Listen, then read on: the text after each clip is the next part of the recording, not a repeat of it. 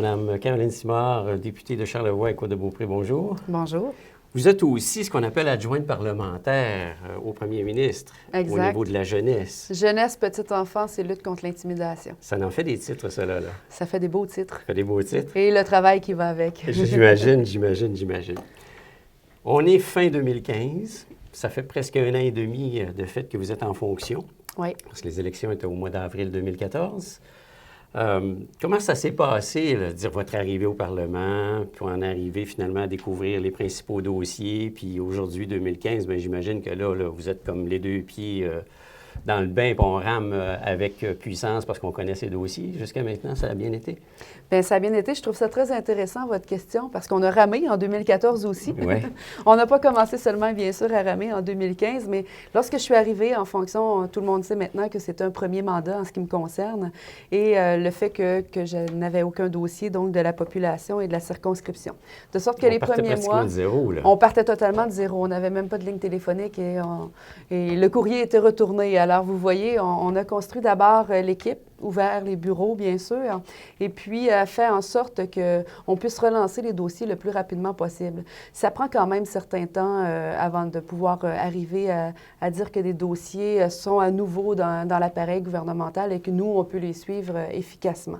Ce qui est arrivé, en fait, c'est que j'ai engagé, bien sûr, aussi, parce que quand on est député, on se retrouve avec une masse salariale, on se retrouve à se faire dire on doit ouvrir des bureaux. Comme une PME, là, en soi, là. Oui, le même principe avec une gestion de masse salariale, de frais de fonctionnement, etc. Et ça, c'est un aspect qu'on connaît peu lorsqu'on n'est pas directement plongé dedans. Mm-hmm. Alors, on s'est assuré de pouvoir mettre déjà la base et faire en sorte que des dossiers puissent avancer pour qu'on en arrive à faire des annonces en 2014. Bien sûr, on sait que 2014 a été une année difficile, économiquement parlant, et on a dû prendre comme équipe des décisions pour faire en sorte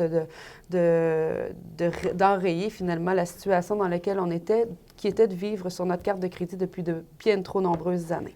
Alors, là, on parle de la province, là. On parle de la province, bien sûr, mais Charlevoix étant une partie de la province, oui, alors on a fait la même chose dans Charlevoix.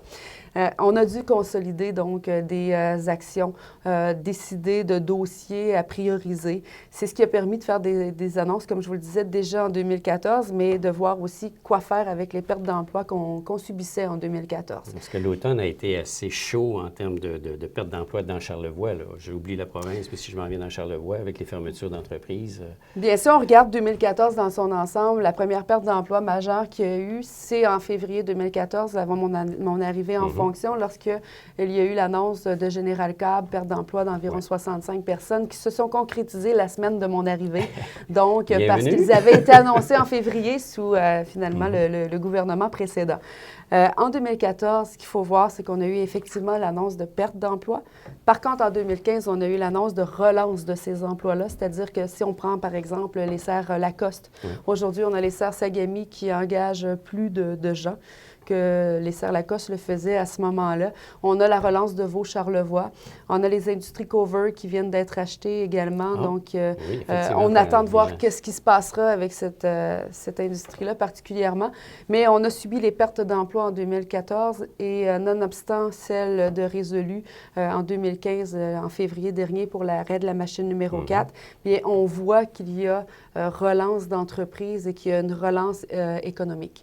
Par contre, lorsqu'on prend le dossier de Résolu, c'est les pâtes et papiers. On sait très bien qu'il y a 10 de pertes, finalement, de demande dans le marché mondial en ce qui concerne le papier. Donc, ça ne peut pas être une... C'est pas une industrie d'avenir en soi parce que, bon, la demande du papier est en baisse, ou à moins d'être très spécialisée, mais la compétition est très forte aussi.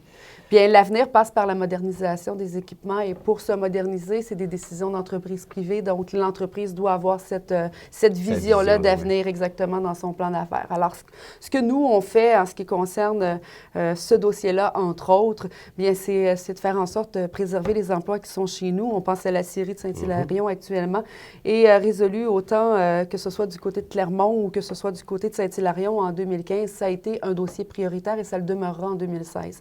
Pourquoi? Parce que ces emplois-là sont importants dans la région. C'est des emplois qui sont bien rémunérés également et c'est malgré le fait que ce soit plus un secteur lucratif comme c'était à l'époque, ça demeure qu'il y a des possibilités de faire en sorte de retarder la fermeture ou encore de se donner le temps, dans le fond, de pouvoir orienter un petit peu l'entreprise différemment s'il y a lieu. De se donner le temps et de voir justement si cette entreprise privée-là souhaite la modernisation qui permettrait de conserver les emplois.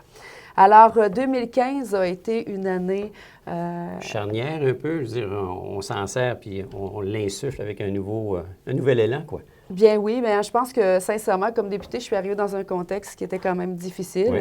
On l'est toujours dans un contexte difficile parce que personne ne prend des décisions de coupure et de compression budgétaire en ayant une attitude positive par rapport à ça. C'est un mal obligé. 2015 a été une année, malgré les compressions budgétaires, où on a annoncé beaucoup de millions de dollars dans Charlevoix.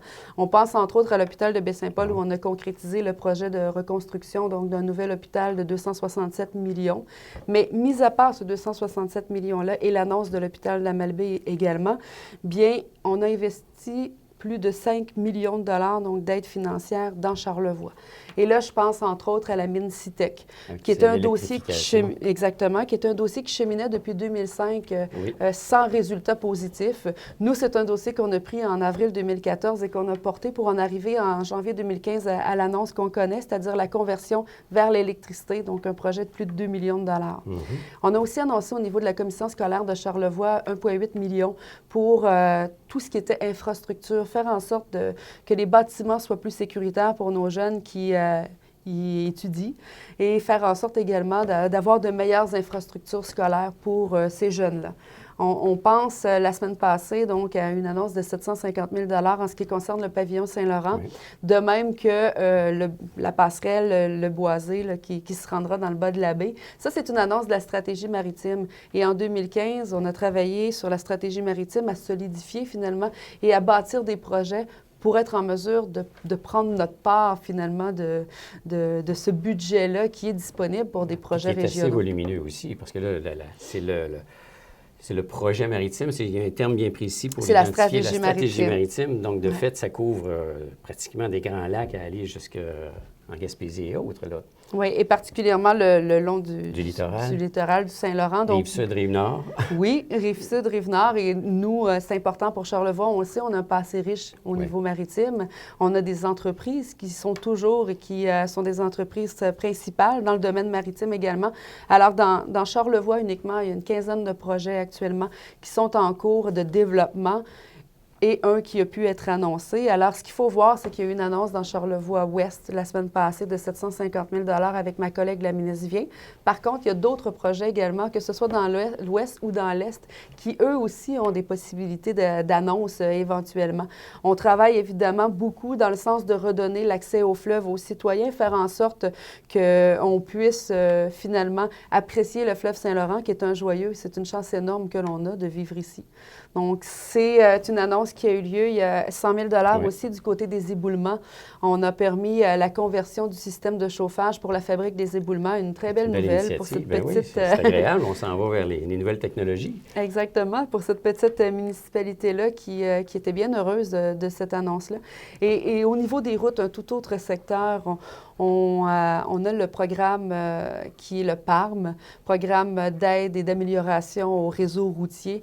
Alors, comme députée, moi, j'avais en 2015 un budget d'environ 171 000 à distribuer dans 28 municipalités. Après discussion avec mon collègue Robert Poitier, on a fait en sorte que ce budget-là passe on augmente environ de 300 000. Donc, je suis allée chercher 300 000 excédentaires, sachant que nos routes ont grandement besoin d'amour et qu'il est possible, de par ce programme-là, de faire en sorte de régler, par exemple, des ponceaux, des nids de poules, etc. Alors ça, c'est de l'argent. C'est quand même près d'un demi-million de dollars également qui a été investi pour le réseau routier dans la circonscription.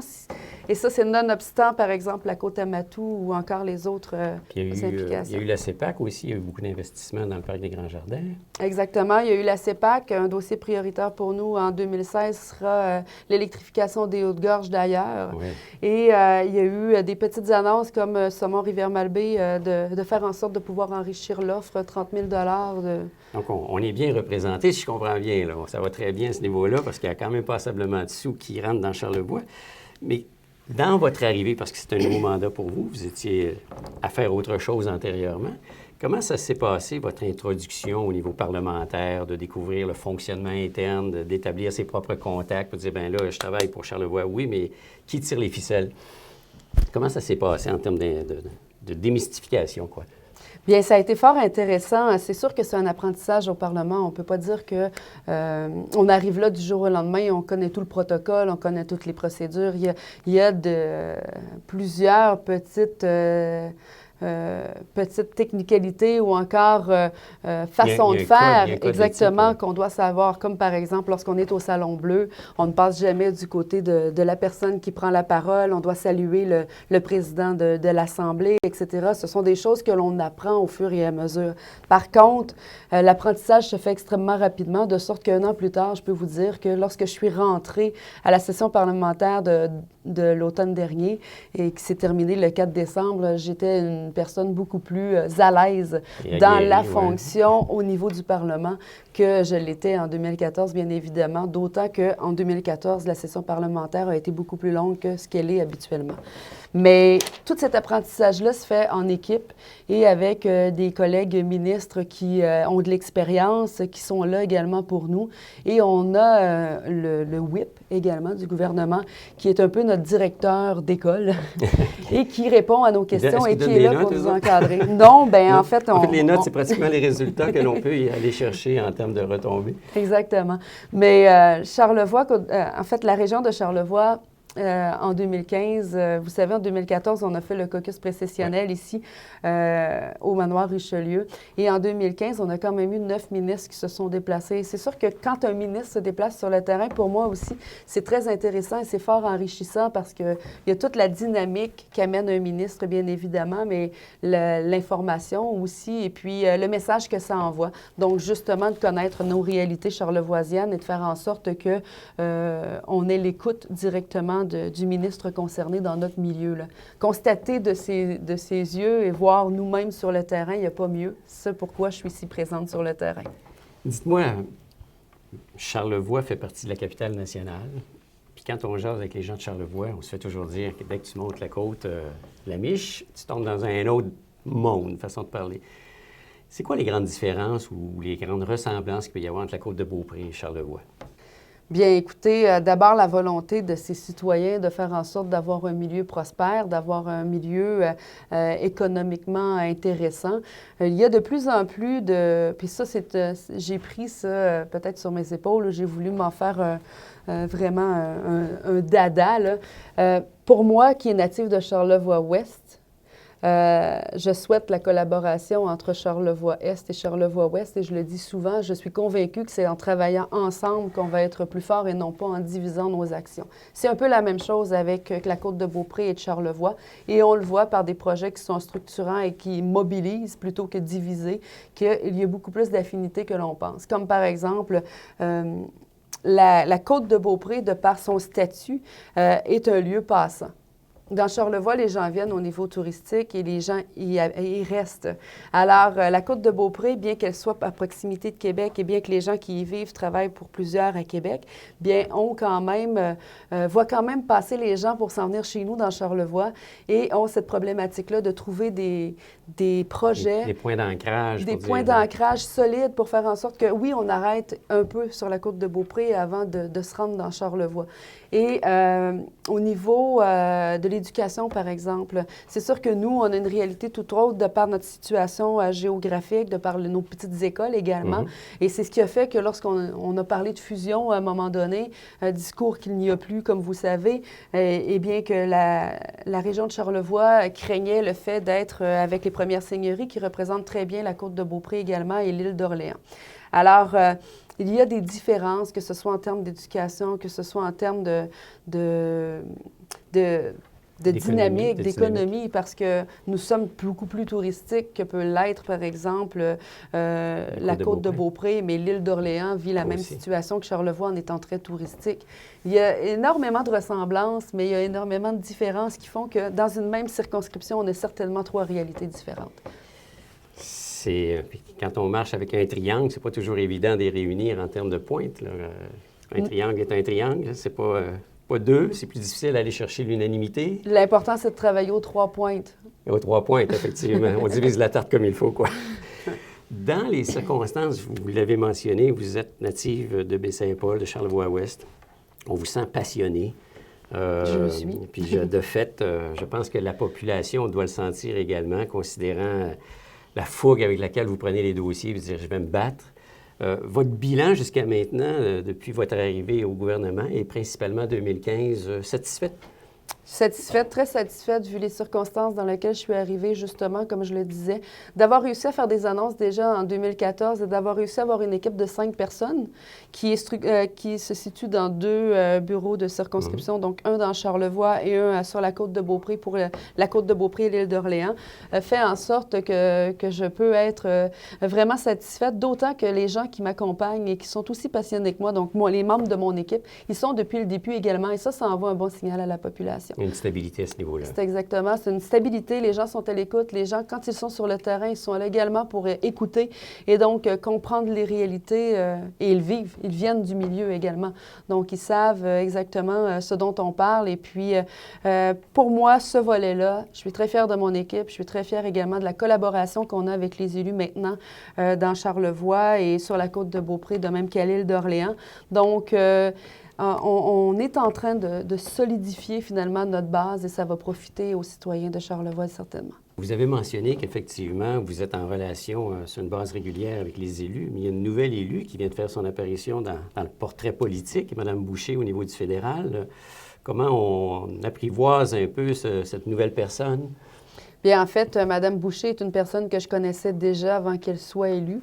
Donc, c'est une personne de la côte de Beaupré que j'ai côtoyée l'année passée et avec lequel je peux aisément communiquer personnellement. Alors, comment j'entrevois ça? Je sais que Mme Boucher est une personne qui me ressemble à certains points. C'est une femme de cœur, c'est une personne qui aime être sur le terrain, qui est près des gens. Elle a été reconnue pour son bénévolat sur la côte de Beaupré et elle est impliquée dans la communauté. Alors, je pense qu'à ce niveau-là, on est toutes les deux en mesure de se parler et qu'on souhaite le meilleur pour la région. D'aller chercher le maximum au niveau des infrastructures aussi. Vous en aviez parlé tantôt. On a des belles routes, on a beaucoup de choses à faire dans la région. Donc, ça va être, j'imagine, un effort assez précis pour aller chercher le maximum de ces sous-là là-bas? Bien, disons que le fédéral et le provincial, on a chacun nos programmes, on a chacun nos façons d'être et où on peut se positionner. Par contre, on a des dossiers communs et ces dossiers communs-là, je suis convaincue qu'ils pourront avancer positivement. Alors, si tout est en devenir, ce qui a été mis en place en 2015, il va y avoir des belles retombées en 2016, on peut les anticiper. Bien, on a réussi déjà à mettre des choses en place en 2015 et de faire en sorte que les retombées se sentent en 2015. Alors, pour moi, oui, on s'en va vers du positif pour la région et on travaille de la sorte, vous l'avez dit, je suis quelqu'un de passionné, je suis sur le terrain un peu partout en même temps, mais quand je suis à quelque part, je prends le temps d'écouter les gens, je prends le temps nécessaire pour être là. Vous ne me voyez jamais passer un coup de vent. Lorsque j'y suis pour être là. Et c'est une déformation professionnelle. Ça faisait près de 20 ans que mon travail consistait à sonder la population. Alors, c'est toujours ce que je fais, mais je sonde mon monde, finalement, pour mieux le représenter par la suite. Pour en arriver, effectivement, à aller... C'est pas toujours évident, j'imagine, parce que tout le monde, on regarde un peu ce qui se passe dans sa cour, on veut tirer la couverte de son bord. L'Est puis l'Ouest, Charlevoix, c'est depuis que je connais Charlevoix que ça a toujours été Est et Ouest, mais est-ce qu'on sent réellement un réel rapprochement entre Est et Ouest? Bien, moi, je le vois dans les discussions, dans la façon d'être des élus. Je le vois également lorsqu'on a des projets comme celui de Réseau Charlevoix qui mobilise à la fois l'Est et l'Ouest. De par la communauté d'affaires également, le groupe de travail qu'on a mis sur pied, Charlevoix en action, a autant de gens de l'Est que de l'Ouest et tous ont un but commun, c'est-à-dire de faire en sorte que la région se porte mieux économiquement parlant et que les gens qui y vivent trouvent que le milieu dans lequel on est attractif. Alors oui, il y a des possibilités certainement, mais vous l'avez mentionné, c'est des années et des années de tendances qu'il faut briser un petit peu renverser. Les réflexes, quoi. Et il y aura toujours, c'est la même chose entre le Saguenay et le Lac-Saint-Jean, là. Il y aura toujours des différences qui fait qu'on tient davantage à la partie peut-être d'où on vient, mais certainement que Charlevoix constitue une seule région. Justement, vous avez parlé de la rencontre que vous aviez avec l'ensemble des élus dans Charlevoix, puis il y a eu différentes approches. Il y a eu 2, 3 rencontres à ce niveau-là. La première, j'imagine, c'est de mettre les bases d'un plan stratégique. La deuxième, c'est comment on peut les concrétiser. Dans le contexte présent, les élus versus les projets qui ont été mis sur la table, ça va dans le sens de ce qui a déjà été réalisé ou il y a encore beaucoup d'autres projets sur la table à venir? En ce qui concerne le groupe de travail Charlevoix en action, c'est un groupe qui réunit à la fois des élus, donc les représentants des 2 secteurs de Charlevoix, plus des intervenants locaux et régionaux, de même que des entrepreneurs, c'est-à-dire des organisations et des entreprises qui réussissent bien sur notre territoire et qui veulent faire partie de la solution pour que ce soit encore plus positif chez nous. Ce groupe-là a permis, entre autres, depuis que l'on l'a créé avec le secrétariat à la capitale nationale, donc avec le cabinet de mon collègue Sam Hamad, d'aller rencontrer le ministre Daou, qui est le ministre de l'Économie en début d'année 2015. Par la suite, après cette rencontre-là, il y a différents contacts qui sont demeurés entre, par exemple, une entreprise et Investissement Québec. Et c'est un projet qui se développe actuellement, qui avance dans le temps. Et on a des petits projets comme ça dont on ne peut parler pour le moment, mais qu'on espère pouvoir discuter avec vous l'an prochain. Également, le groupe de travail Charlevoix en action a permis de mettre sur pied une journée d'information qui était la journée coffre à outils qui s'est tenue à Saint-Hilarion pour le Grand Charlevoix également. C'est une belle initiative. Se donner des outils pour pouvoir travailler, puis démystifier un petit peu tout ce rouage-là. De là, tantôt, ma question sur comment on démystifie l'engrenage gouvernemental. Alors, finalement, c'est une bonne chose. Là, ça. Bien, cette journée-là du coffre à outils a été fort intéressante parce qu'on a eu près de 80 participants, une quarantaine d'entreprises différentes et on l'a fait en collaboration avec la Chambre de commerce de Charlevoix. Donc, on est allé chercher vraiment des entrepreneurs actifs actuellement et des gens qui caressaient le rêve de devenir entrepreneur. D'ailleurs, ça a donné lieu, comme exemple, à la Miellerie du Cratère de Charlevoix, qui était présente, dont l'un des propriétaires était présent à la journée coffre à outils et qui, maintenant, on voit leurs produits, exactement, ont concrétisé leur projet. Également, la journée coffre à outils a permis justement de démystifier tout l'appareil gouvernemental parce qu'on sait très bien que quand on est en entreprise, on n'a pas le temps ou on ne prend pas nécessairement le temps de tout lire parce que c'est énormément de documentation. Alors de dire, écoutez, vous avez plusieurs endroits où vous pouvez aller, voici ce qui est bon pour vous. Et pour ce qui est des informations, mais c'est le travail de mon bureau, de mon équipe également, d'informer les gens. C'est pour ça que j'ai toujours dit, j'ai besoin de connaître les projets d'entreprise parce que je peux mieux les diriger et je peux accompagner. C'est le rôle d'un député d'être facilitateur et de permettre le contact entre finalement le milieu et les instances gouvernementales. On a aussi fait le dîner conférence avec Jean Damour sur la stratégie maritime qui affichait complet. On avait même une liste d'attente.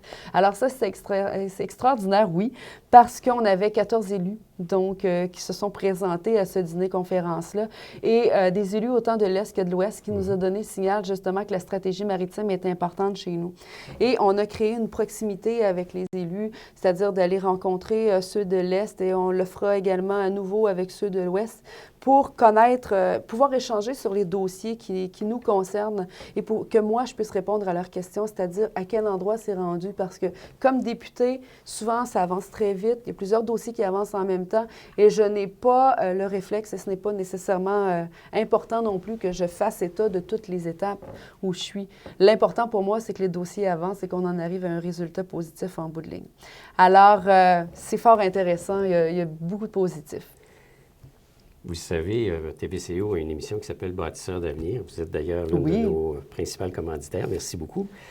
Pour vous, Charlevoix, c'est une bonne place pour faire des affaires? C'est certainement un endroit où un projet d'entreprise peut être viable. Tout est dans la façon de l'élaborer, tout est dans la façon de considérer le milieu dans lequel on vit également. J'étais en recherche marketing avant, donc c'était mon travail de faire en sorte que les projets que l'on met sur pied puissent être viables dans le temps et puissent avoir des résultats positifs. Moi, je crois énormément en Charlevoix, comme je crois énormément également aux gens qui y vivent. Ma famille a grandi ici, j'ai grandi ici, mes parents ont fait toute leur carrière ici, sont 2 retraités aujourd'hui, mais 2 retraités qui ont passé toute leur carrière dans Charlevoix. Et il y en a plusieurs des exemples comme ça, comme on a des exemples de très bons producteurs agricoles, on a des exemples de jeunes entrepreneurs qui ont des entreprises de niche et qui ont des idées extraordinaires. Et ça, pour moi, ça fait en sorte que Charlevoix est définitivement un lieu de vie fort intéressant. Maintenant, il faut lui donner les outils pour que tu sois davantage. Dites-moi, on termine l'année 2015 d'habitude sur une fin d'année, on regarde l'année qui s'en vient. Est-ce qu'on a pris des résolutions? Ça peut être personnel si vous voulez en dévoiler quelques-unes, comme ça peut être effectivement en tant que député. En tant que député, certainement, je vais garder le personnel pour moi. On n'est pas chanceux. je vous dirai ça par la suite. En tant que député, certainement de demeurer présente sur le terrain, comme je l'ai été en 2015, parce que pour moi, c'est la base. C'est ma personnalité est comme ça. C'est pas un effort pour moi d'aller voir les gens, c'est une nécessité en tant que député, mais ça fait partie de ma personnalité. Alors ça demeure une résolution, en fait, une attitude que je veux conserver dans le temps, bien sûr. Et faire en sorte que, justement, on travaille encore davantage l'Est et l'Ouest ensemble par la volonté des élus, par le fait qu'on a tout à gagner que d'agir de la sorte. Et bien sûr, peut-être un souhait qui m'est cher, c'est de pouvoir faire en sorte que les dossiers sur lesquels on travaille en stratégie maritime puissent voir le jour autant dans l'Est que dans l'Ouest. Donc, c'est un volet qui nous tient à cœur, mais ce n'est pas le seul. Il y a beaucoup de choses à faire et je serai là pour essayer de les réaliser. Et Charlevoix est vaste en plus. Charlevoix est très vaste. Okay. C'est ce qui m'a permis de faire 48 000 km la première année. OK. Vous avez une empreinte, comment dire ça, carbone assez élevée, si je comprends bien. Écoutez, on a annoncé récemment sur la côte de Beaupré, il y en a une dans Charlevoix, des bornes de recharge rapide. Ça serait fort intéressant pour un député qui a un territoire comme le mien d'avoir une voiture électrique, mais dans les Caps, vous le savez comme moi, et dans la région que l'on a, peut-être que ça serait peut-être pas l'idéal. À voir, à suivre, comme on dit quand même. Qui sait? Madame Simard, merci beaucoup. Merci beaucoup à vous. Bonne fête à vous et on se revoit en 2016. Merci beaucoup.